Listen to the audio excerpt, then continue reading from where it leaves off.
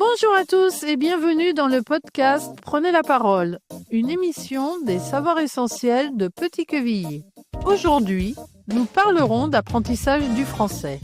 J'ai avec moi 6 apprenants qui vont partager leur parcours, leurs difficultés, leurs réussites et leurs conseils. Pour commencer, nous accueillons Rachida. Rachida, pourquoi avez-vous choisi de suivre la formation Savoir essentiel ? J'ai des difficultés en français, surtout à l'écrit, parce que je fais l'école en Algérie. Quand on me parle, je comprends bien, mais des fois il y a certains mots que je ne comprends pas, donc je me sens bloquée. Je sais lire, mais j'ai du mal avec la grammaire, le vocabulaire, la conjugaison et l'orthographe. L'écrit reste encore un peu difficile. Je fais cette formation pour améliorer mon français. Merci Rachida pour ce témoignage très clair. On voit bien que la maîtrise du français, notamment à l'écrit, est un vrai défi, mais aussi une belle motivation pour progresser. Passons maintenant à Aziz. Aziz, qu'est-ce qui vous a poussé à rejoindre cette formation ? Je fais cette formation parce que j'ai raté mon examen d'entrée en formation professionnelle en français. J'avais réussi les maths. Cette formation va me permettre d'améliorer mon écrit en français. Et je vais réussir mon entrée en formation qualifiant mécanicien. Merci Aziz. Votre objectif est très concret et montre bien l'importance du français dans la réussite professionnelle. Arnaud, pouvez-vous nous parler de vos motivations pour intégrer la formation de remise à niveau en français ? Oui, bien sûr.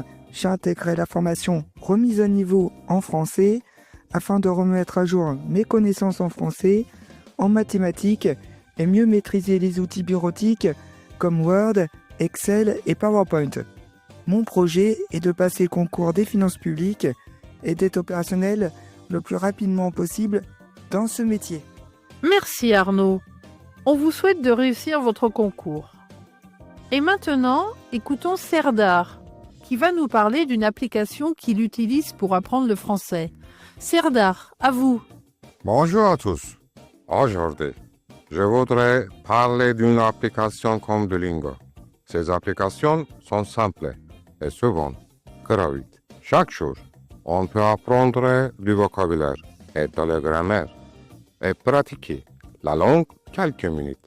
C'est très pratique parce que on peut étudier partout à la maison, dans les bus ou au travail. Ce n'est pas suffisant pour parler couramment, mais c'est un bon début et une bonne motivation. Merci Serdar pour cette présentation.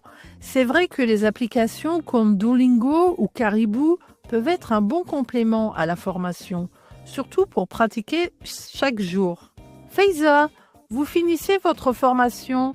Qu'est-ce qu'elle vous a apporté ? Je termine ma formation dans quelques semaines. Maintenant, j'ai parlé mieux. Je me sens à l'aise en public. Je vais pouvoir faire mes démarches administratives seule et chercher un travail.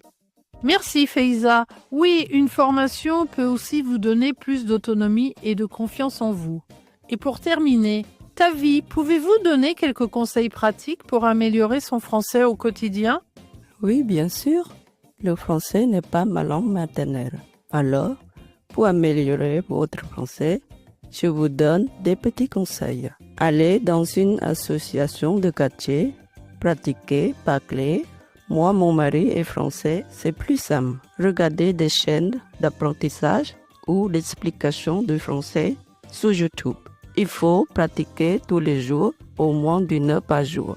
Et surtout, ne vous découragez pas. Merci Tavi pour ces conseils. Essayez de les mettre en pratique. Notre émission est terminée. Merci à tous nos invités pour leurs témoignages inspirants.